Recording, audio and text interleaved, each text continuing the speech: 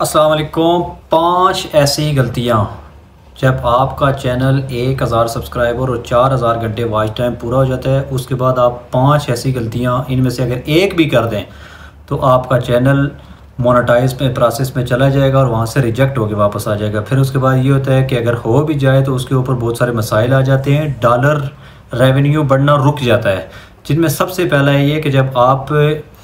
اس کے لیے مونیٹائز کے لیے اپلیکیشن دیتے ہیں تو نام اور شناختی کارڈ کے اوپر جو نام لکھا ہوا ہے، جب آپ کو وہاں پہ وہ نام مانگے گا، فرسٹ نیم اور second name, I D card کے اوپر مثلا میرا نام محمد ریضان ہے تو میں لکھوں گا فرسٹ نیم محمد، سیکنڈ نیم ریضان۔ اگر آپ کا نام اکیلا ہے شناختی کارڈ کے اوپر تو پھر آنے والے وقت میں آپ کے لیے مسئلہ بن سکتا ہے، کیونکہ 2 نام وہاں پر دینے ضروری ہیں۔ پھر اس کے بعد جیسا نام آپ نے شناختی کارڈ کے اوپر اگر اردو میں لکھا ہوا ہے تو آپ نے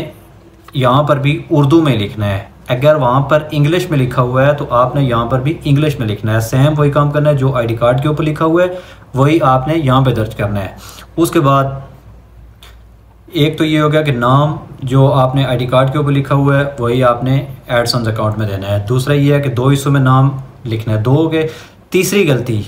ایڈسنس اکاؤنٹ بناتے وقت جب آپ کو کنٹری سلیکٹ کرنے کا آپشن آتا ہے، اگر آپ باہر ملک میں بیٹھے ہیں، خلیج میں ہیں، یورپ میں ہیں، کہیں بھی ہیں،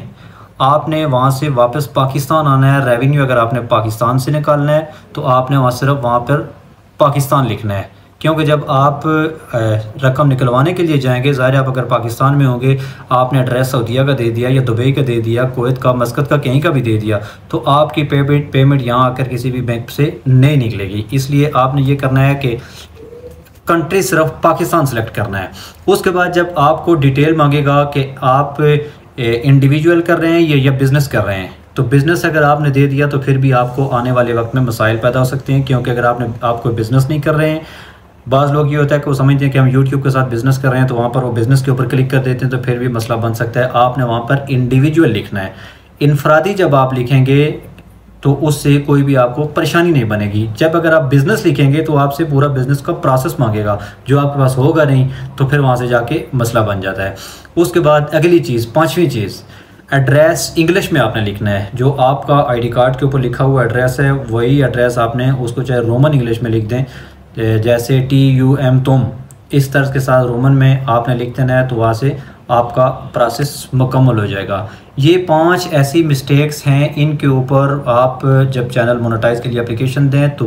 بے حد ضروری ہے کہ آپ ان چیزوں کو نوٹ کر لیں۔ آپ بے شک اس ویڈیو کو لائک کر کے آپ کی سیو لسٹ میں چلی جائے گی تو آپ وہاں سے